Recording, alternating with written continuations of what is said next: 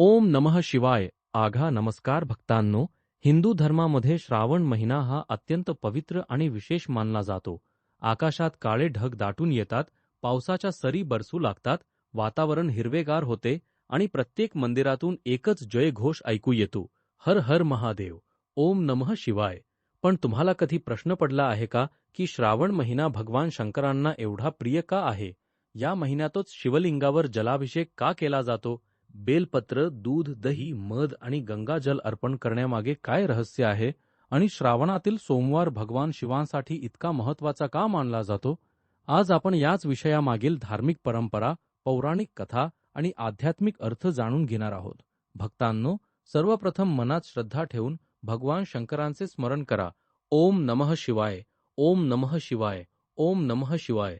श्रावण महिना सुरू झाला की अनेक भक्त पहाटे उठतात, स्नान करून स्वच्छ वस्त्रे परिधान करतात, जवळच्या शिवमंदिरात जातात, शिवलिंगावर पाणी अर्पण करतात आणि बेलपत्र वाहतात.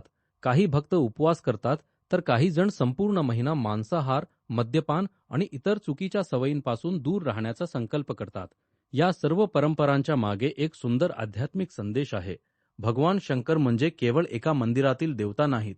शिव म्हणजे कल्याण, शिव म्हणजे शांतता, शिव म्हणजे अहंकाराचा नाश आणि शिव म्हणजे संकटाच्या काळातही स्थिर राहण्याची शक्ती. श्रावण महिन्याचा सर्वात मोठा संदेशही हाच आहे. मन शांत करा, अहंकार सोडा आणि परमेश्वराच्या चरणी श्रद्धा ठेवा. पौराणिक कथांमध्ये समुद्र मंथनाची कथा अत्यंत प्रसिद्ध आहे. देव आणि असुरांनी अमृत मिळवण्यासाठी समुद्र मंथन केले. मंदर पर्वताचा उपयोग मंथनासाठी करण्यात आला आणि वासुकी नागाला दोरी म्हणून वापरण्यात आले. समुद्र मंथन सुरू झाले. सर्वांच्या मनात एकच अपेक्षा होती, अमृत मिळावे. पण अमृत मिळण्यापूर्वी समुद्रातून एक अत्यंत भयंकर विष बाहेर आले. या विषाला हलाहल विष असे म्हटले जाते. ते विष इतके भयंकर होते की त्याच्या प्रभावामुळे संपूर्ण सृष्टी संकटात येण्याची भीती निर्माण झाली. देव घाबरले, असुर घाबरले, सर्वजण भगवान शंकरांच्या शरणी गेले. भगवान शंकरांनी सृष्टीचे रक्षण करण्यासाठी ते विष स्वतः प्राशन करण्याचा निर्णय घेतला. शंकरांनी हलाहल विष आपल्या कंठात धारण केले. त्यामुळे त्यांचा कंठ निळा झाला आणि ते नीलकंठ म्हणून प्रसिद्ध झाले. या कथेमध्ये भगवान शंकरांचा त्याग दिसून येतो. इतरांचे प्राण वाचवण्यासाठी स्वतः संकट स्वीकारणे हा शिवाचा संदेश आहे. अनेक धार्मिक परंपरांमध्ये श्रावण महिन्याचा संबंध या समुद्र मंथनाच्या कथेशी जोडला जातो. भगवान शंकरांनी विष कंठात धारण केल्यानंतर त्यांच्या शरीरात उष्णता निर्माण झाली अशी धार्मिक कथा सांगितली जाते. म्हणून भक्त शिवलिंगावर जल अर्पण करतात. पाणी म्हणजे शीतलता, जलाभिषेक म्हणजे आपल्या मनातील ताप, राग, चिंता आणि अशांतता भगवान शिवांच्या चरणी अर्पण करण्याचे प्रतीक मानले जाते. म्हणूनच श्रावणात शिवलिंगावर पाणी अर्पण करताना फक्त बाहेरून अभिषेक करू नये, मनातूनही म्हणावे, हे महादेवा, माझ्या मनातील राग शांत करा, माझा अहंकार दूर करा, माझ्या कुटुंबात सुख शांती राहू द्या आणि मला योग्य मार्गावर चालण्याची शक्ती द्या. श्रावणातील दुसरी महत्त्वाची गोष्ट म्हणजे बेलपत्र. भगवान शंकरांना बेलपत्र अत्यंत प्रिय असल्याची धार्मिक श्रद्धा आहे. बेलपत्राची 3 पाने एकत्र असतात. ही 3 पाने अनेक भक्त त्रिदेवांचे किंवा शिवाच्या विविध तत्वांचे प्रतीक मानतात. बेलपत्र अर्पण करताना भक्ताच्या मनात श्रद्धा असावी. देवाला महागड्या वस्तूंची गरज नाही, देवाला शुद्ध भावना हवी. यामुळेच गरीब असो किंवा श्रीमंत, जो भक्त मनापासून शिवाचे स्मरण करतो त्याची भक्ती महत्त्वाची मानली जाते. श्रावणातील सोमवार देखील विशेष मानला जातो. सोमवार हा भगवान शंकरांचा प्रिय वार असल्याची धार्मिक श्रद्धा आहे. म्हणून श्रावणातील प्रत्येक सोमवार भक्त मोठ्या श्रद्धेने शिवपूजा करतात. काही जण उपवास करतात, काही जण मंदिरात जाऊन अभिषेक करतात, तर काही भक्त घरीच शिवलिंगाची पूजा करतात. पण येथे एक महत्त्वाची गोष्ट लक्षात घ्या. उपवास म्हणजे फक्त अन्न न खाणे नव्हे. खरा उपवास म्हणजे मनाला चुकीच्या विचारांपासून दूर ठेवणे. एखाद्याला वाईट बोलायचे नाही, कोणाचा अपमान करायचा नाही, खोटे बोलायचे नाही, दुसऱ्याचे वाईट चिंतायचे नाही आणि शक्य तितके चांगले कर्म करायचे. हीच खरी शिवभक्ती आहे.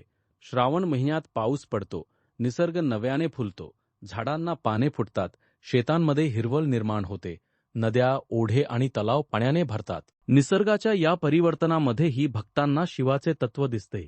भगवान शंकर हे निसर्गाशी जोडलेले देव मानले जातात. त्यांच्या जटांमध्ये गंगा आहे, गळ्यात नाग आहे, शरीरावर भस्म आहे, सोबत नंदी आहे आणि कैलास पर्वत हे त्यांचे निवासस्थान मानले जाते. शिवाचे रूप आपल्याला सांगते की परमेश्वर हा केवळ राजवाड्यात नाही, तो निसर्गातही आहे. पर्वतांमध्ये आहे, नद्यांमध्ये आहे, झाडांमध्ये आहे आणि प्रत्येक जीवामध्ये आहे. म्हणून श्रावण महिना हा निसर्गाचा आणि शिवभक्तीचा सुंदर संगम मानला जातो. आता आणखी एक सुंदर परंपरा म्हणजे कावड यात्रा. अनेक शिवभक्त पवित्र नदी किंवा तीर्थक्षेत्रातून पाणी आणतात आणि ते भगवान शिवांना अर्पण करतात. हा प्रवास सोपा नसतो. अनेक किलोमीटर भक्त पायी चालतात, पाय दुखतात, थकवा येतो, तरीही त्यांच्या ओठांवर एकच नाव असते, बोल बम, हर हर महादेव. यातून श्रद्धेची ताकद दिसते. देवापर्यंत पोहोचण्यासाठी मोठी संपत्ती आवश्यक नाही, आवश्यक असते ती श्रद्धा आणि सातत्य. श्रावण आपल्याला आणखी एक मोठा संदेश देतो. भगवान शंकरांच्या गळ्यात नाग आहे, डोक्यावर चंद्र आहे, जटांमध्ये गंगा आहे, अंगावर भस्म आहे. ते वाघाचे कातडे धारण करतात आणि त्यांचे वाहन नंदी आहे. शिवाचे हे साधे रूप आपल्याला सांगते की बाह्य दिखावा महत्वाचा नाही, मनाची शुद्धता महत्वाची आहे.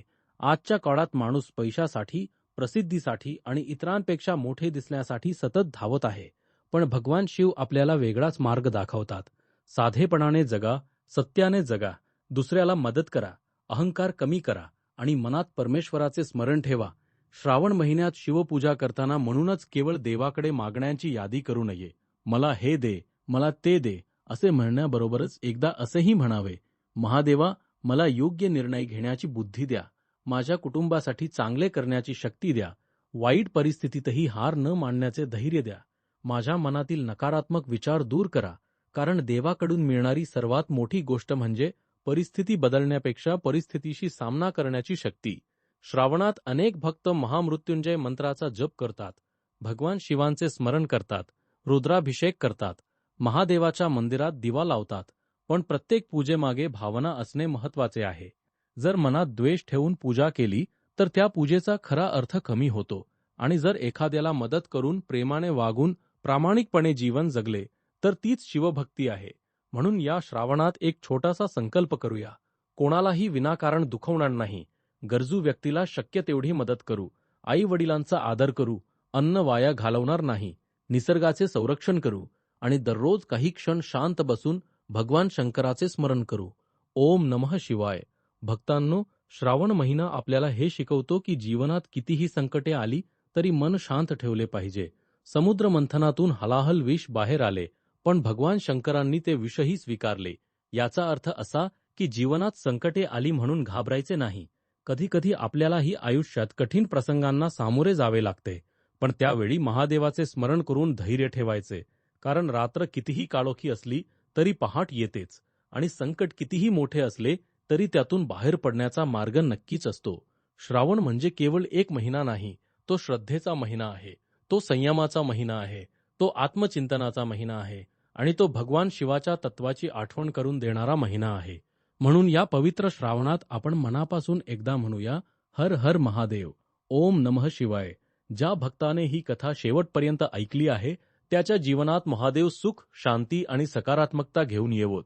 तुमच्या घरातील सर्व संकटे दूर होवोत, तुमच्या कुटुंबात प्रेम आणि आनंद वाढो, तुमच्या मनातील चिंता कमी होवोत आणि भगवान भोलेनाथांची कृपा सदैव तुमच्यावर राहो.